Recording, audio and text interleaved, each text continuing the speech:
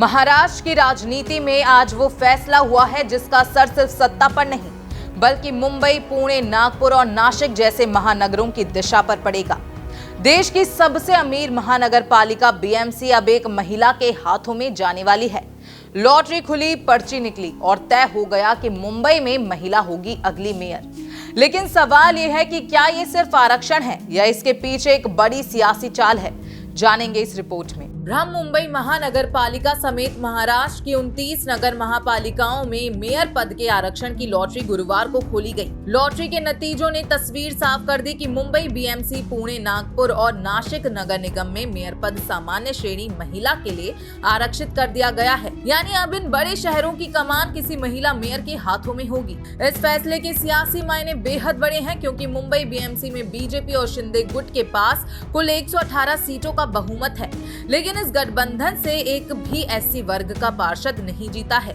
यही वजह थी कि मेयर पद अगर एससी कैटेगरी में जाता तो उद्धव ठाकरे गुट का रास्ता आसान हो जाता, लेकिन लॉटरी महिला वर्ग के पक्ष में गई और सत्ता का गणित पलट गया। सामान्य महिला श्रेणी का मतलब साफ है कि अब किसी जाति की बाध्यता नहीं है। हर पार्टी अपनी सबसे मजबूत, सबसे लोकप्रिय और सबसे असरदार महिला पार्षद को मेयर की रेस में उतार सकती है। यानी अब मुकाबला फेस वैल्यू बनाम फेस वैल्यू का होगा।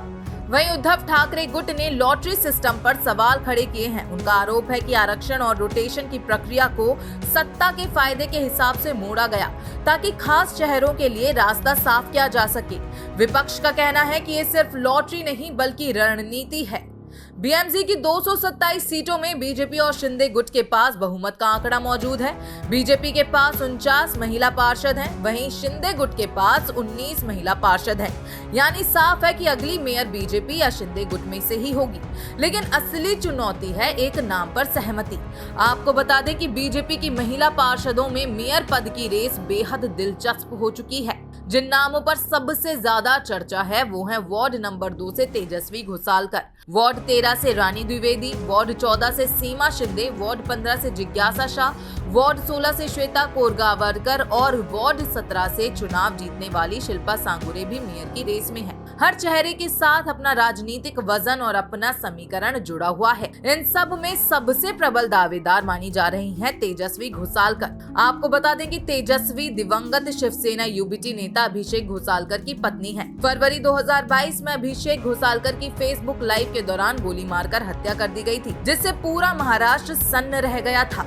तेजस्वी घोसालकर 2017 में शिवसेना ठाकरे गुट से बीएमसी पार्षद रह चुकी हैं। इस बार चुनाव से ठीक पहले उन्होंने बीजेपी ज्वाइन की और बीजेपी ने उन्हें वार्ड नंबर 2 से टिकट दिया। नतीजा रहा कि तेजस्वी ने चुनाव जीता और मेयर रेस में सबसे आगे निकल गयी। राजनीतिक अनुभव, सहानुभूति फैक्टर और जीत तीनों ने उन्हें टॉप कैंडिडेट बना दिया है। रानी द्विवेदी वार्ड 13 से जीत चुकी हैं। बीजेपी महाराष्ट्र की सचिव और प्रवक्ता हैं। पूर्व राष्ट्रीय हॉकी खिलाड़ी भी वो रह चुकी हैं। संगठन और छवि दोनों उनका मजबूत है।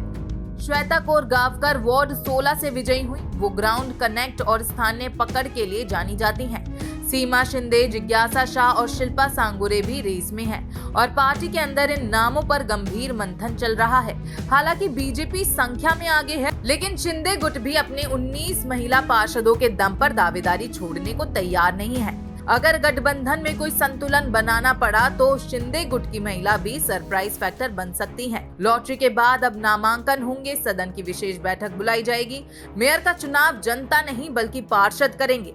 पार्टियां व्हिप जारी करेंगी। व्हिप तोड़ने पर सदस्यता तक जा सकती है। यानी अब पूरा खेल फ्लोर मैनेजमेंट का है। तो तस्वीर साफ है, लॉटरी खुल चुकी है। हुकुम का इक्का महिला के नाम है और अब सवाल ये नहीं है कि मेयर महिला होगी या नहीं, सवाल ये है कि मेयर कौन सी महिला होगी। क्या सत्ता का गणित चलेगा या चेहरे की लोकप्रियता? फैसला सदन में होगा, लेकिन असर पूरे महाराष्ट्र की राजनीति पर पड़ेगा। अब सबकी नजरें मेयर चुनाव पर हैं। महाराष्ट्र से जुड़ी हर एक अपडेट के लिए देखते रहें भारत अपडेट। नमस्कार।